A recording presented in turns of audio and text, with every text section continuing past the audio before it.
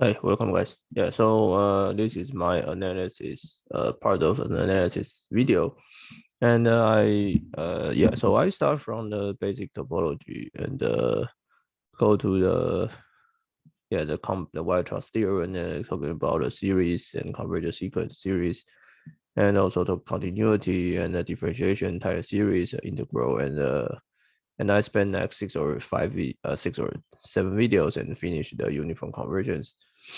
And so start from here that we can talk about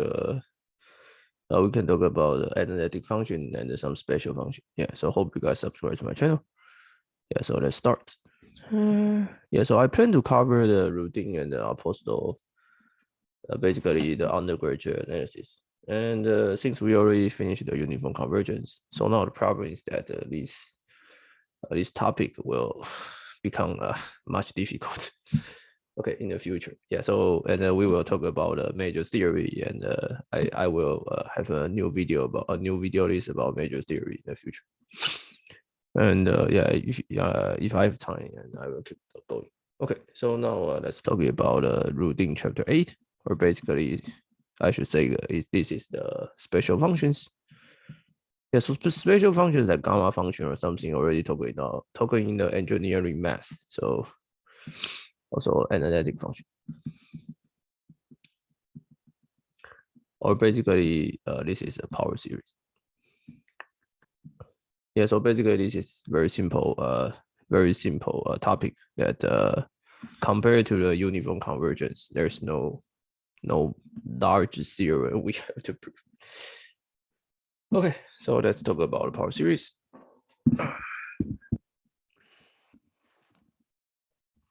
Okay, so definition should be very simple, right? So one can write f of x. Okay, so this is suppose one can write f of x in terms of cn x minus a to the power n from 0 to infinity. So without a loss of generosity, then we can take a to be 0. Okay. Okay, so topics is to study this type of functions, right? So basically, you can define a function by a power series if it converge. Okay.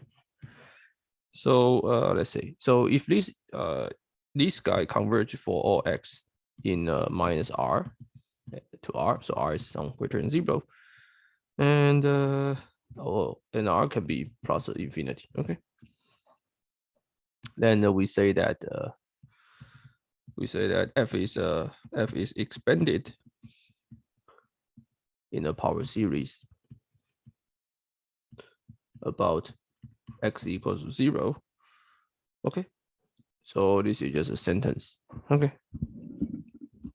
and if it's cn x minus a to the power n, then we just say that f is expanded power series about x equals to a.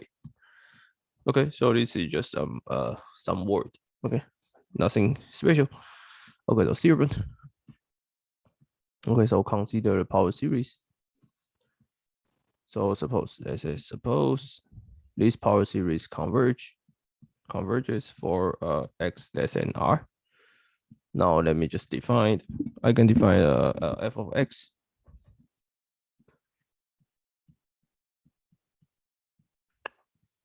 And so this is very interesting, right? Because I just say that this function converge when x less than r, and I define f of x about this. I didn't say whether f is continuous or what, right? I don't even say that f is differentiable. I don't say that, right? But this theorem say that then f of x converge uniformly. Okay, so this is why we previously need to discuss uniformly. So f of this converge uniformly on this. Right, so basically you add some epsilon, right? And for every epsilon greater than 0. Okay. Moreover, f of x is continuous and differentiable on open interval minus r and r, and the differential is simple, just n cn x n minus 1. No. term-wise differential. Okay, so actually this theorem is probably the only theorem or the only important theorem that we have to prove. Okay, so it tells you that power series is a very nice function because it's always continuous and you can do a differential. You can do a differential. Okay, proof. Okay, so take epsilon greater than 0, and let's say you consider x as r minus epsilon, and easy to see that the Cn xn absolute value less than Cn r minus epsilon n, right? Okay. So that means you can consider, so your original function, right, is bounded by this. Okay, so now you can use a y trust m test, right? So m test. And easy to see that this guy, so by definition, this guy converge, right? That's infinity. Okay. Okay, and yeah, right. So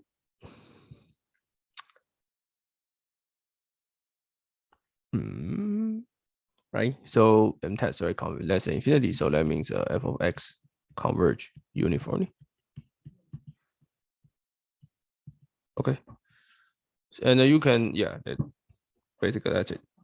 And you can use the previous uniform convergence property so you get f of prime exist. And you can, and it's the same as pointwise. Okay. Okay, so one also another property. Okay, so another detail that I haven't said is that if you want to prove that the differential can be termwise, right? You need to first prove that this guy has to also converge uniformly. Okay, so the key idea is that you can use the ratio test. The root test. So by using a root test, you can easily show this.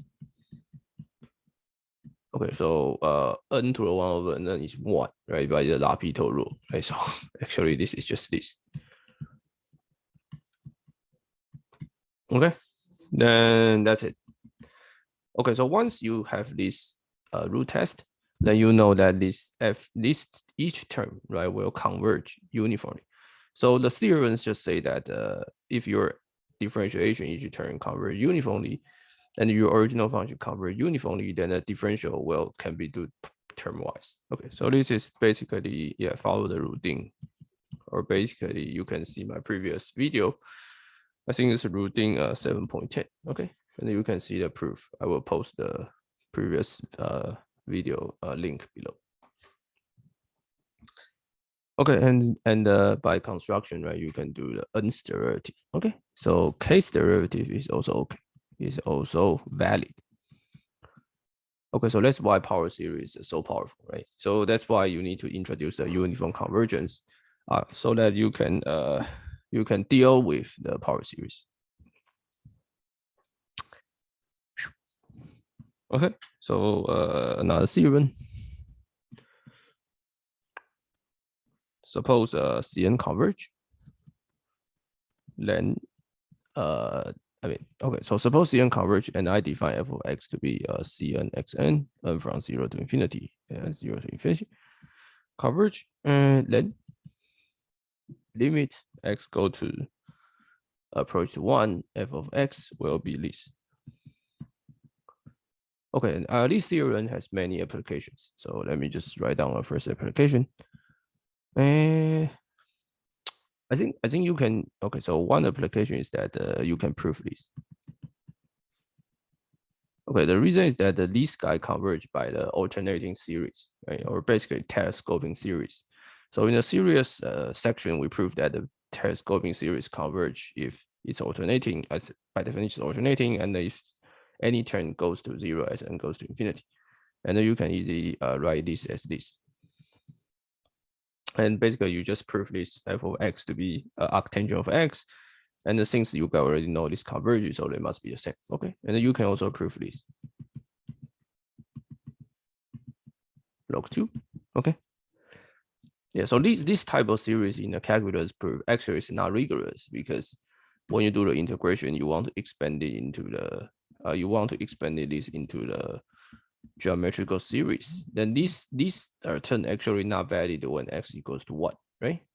But due to the help of this theorem, then sure you are able to do this. Okay, so let's go to a proof. Okay, so that Sn to be C0 up to Cn, and S minus is 0. Okay. Then your Cn xn n from 0 to infinity will become n from 0. Okay, so let's go to m. Right, usually in order to prove it, you need to use the partial sum. Okay, so you only work on m, and then you return it as this. And this is just 1 minus x. You can check by yourself. So this is m minus 1, Sn xn plus xm xm. Okay, so basically you just take out the final term, right, and collect the rest. Okay, so for x less than 1, let's say your f of x become right, your as m go to infinity, right? Sorry, as m goes to infinity, this guy become 1 minus x summation xn xn n from 0 to infinity. Okay, the reason is that by definition your Sn converge, right? So Sn converge. So you Sn goes to 0, Sn goes to infinity, right? So you m goes to 0, right? You can take out this term and you get f of x is here. Okay. And suppose limit Sn goes to infinity, let's call it s. Then you just, and for epsilon greater than 0, so I can find n, right? I can find n such that with n greater than n, we have s minus s n less than epsilon divided by 2. Okay, so now I have this, and I want to use these to bound these. Okay. Okay, and okay, and I also know 1 minus x, right? X n goes to infinity is 1 as x less than 1. Okay, so then I have f of x minus s. Okay, I want to bound this, right? This is what I want to prove, right? I want to bound this. So let's say f of x minus s, right, become 1 minus x summation n from 0 to infinity Sn minus s xn, right? So I write this as times as this, and then I take out 1 minus x, and I try to bound this. And this is less than or equal to 1 minus x n from 0 to n, right? And which is Sn s Sn. This is the up to large n term, right? But for the rest of terms, this guy is bounded by epsilon divided by 2, right? Right. So you got this, which is less than epsilon if you take what? If you take x approach to 1, right? Because this for fixed n, this guy already the rest already bounded. So this is finite term, right? Finite. So you can take x approach to 0, and then this guy will approach to 0, right? Because this guy will approach to 0, and then this is finite term. So you don't actually care about what the rest turns. Okay. So this guy can be arbitrarily small if you take x approach to 1. Okay. Okay, so also let's have the application. Okay, so this application is I think it's in the previous video, maybe in a long time ago in the series section, that we have a theorem says that if an summation an summation bn summation cn, let's say this guy converges to a, this guy converges to b, this guy converges to c, and then you can define a so-called Cauchy product. So let's say Cn is A0, Bn, A1, Bn match n, to An B0, this is called Cauchy product, right? Then C is equal to AB. I think I proved this theorem long time ago. Okay. Okay, so now let's give another proof.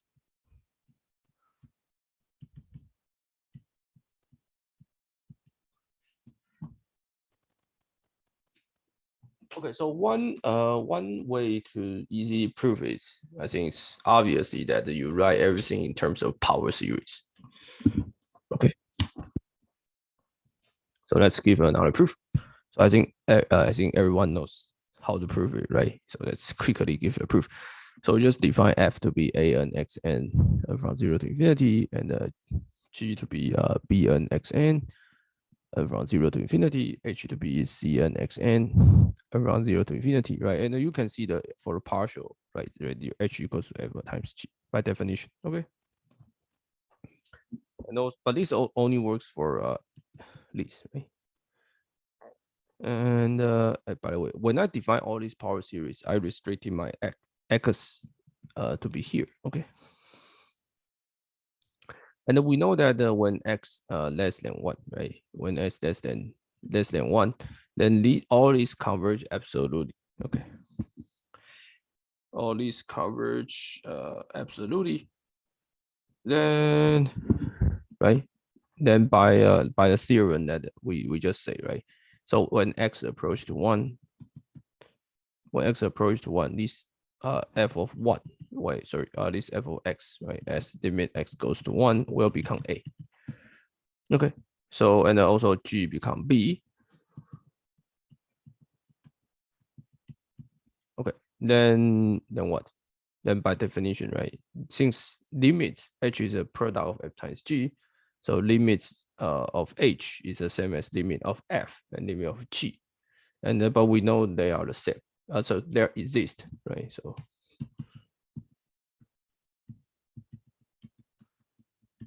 okay,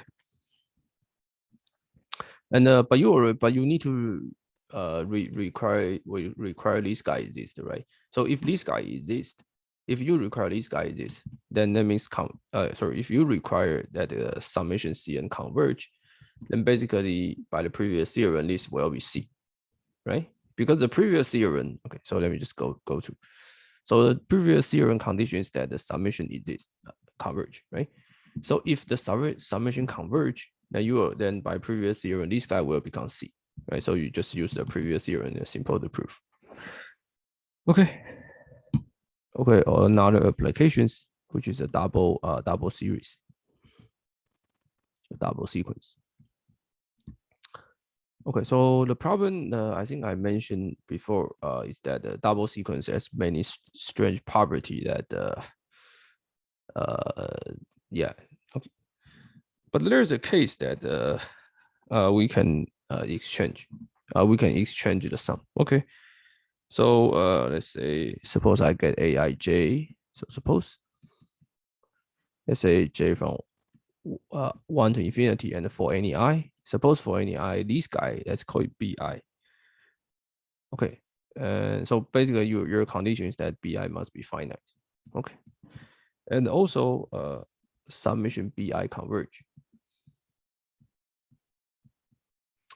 Then you can exchange everything. So aij, you start from I to infinity, and start from j to infinity will be the same as I from 1 to infinity, j from 1 to infinity, aij. So basically from here you can exchange it. Okay. Okay, so let's also prove by this theory. Okay, so proof. So this is the power of uniform convergence and power series. Okay, so let's do this. Let's do this. Okay, so let's say E is a countable set. And let's say the points is x0, x1, Okay, and this is xn. Yeah, keep going. Okay. And let me do some stupid thing. Let me just suppose this xn will approach to x0s as n goes to infinity. Okay, so this is very weird. Okay, so now let's define fi x0s to be summation aij, j from 1 to infinity. Okay, so we have, I from 1 to 2. Okay, and now I define fi xn to be summation aij, where j from 1 to n. Okay. And I define g of x to be summation of fi of x. I from 1 to infinity for x belongs to E. Okay.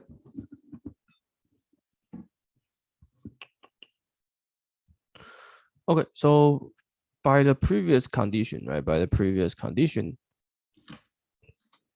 okay, by the previous condition and also these conditions, who should just say that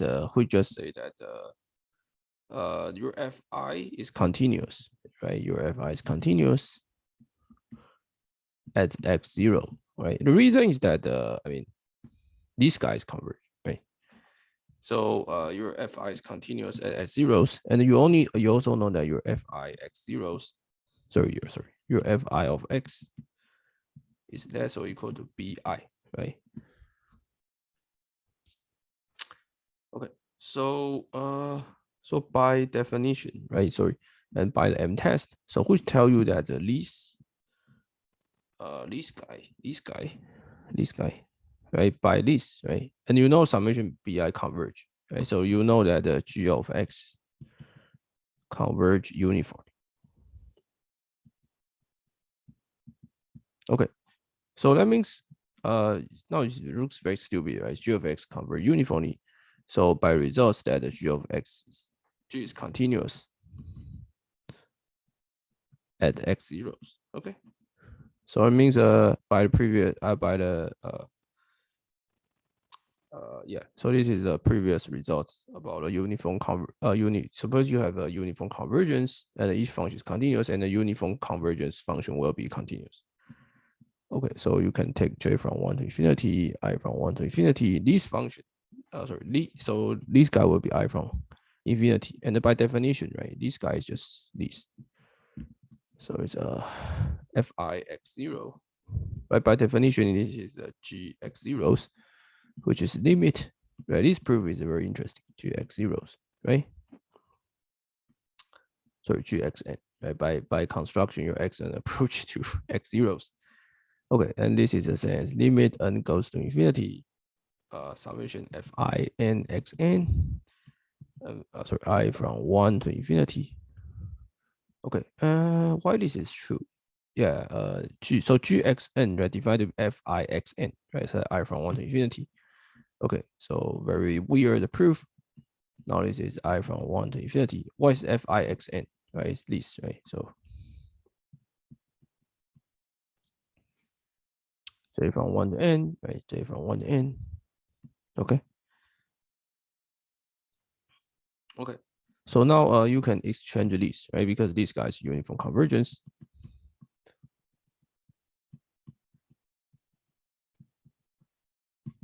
Okay, then you get an answer. Just take this n to be infinity. So you prove that if you exchange this, then you can exchange this indices. Okay, so very, very interesting.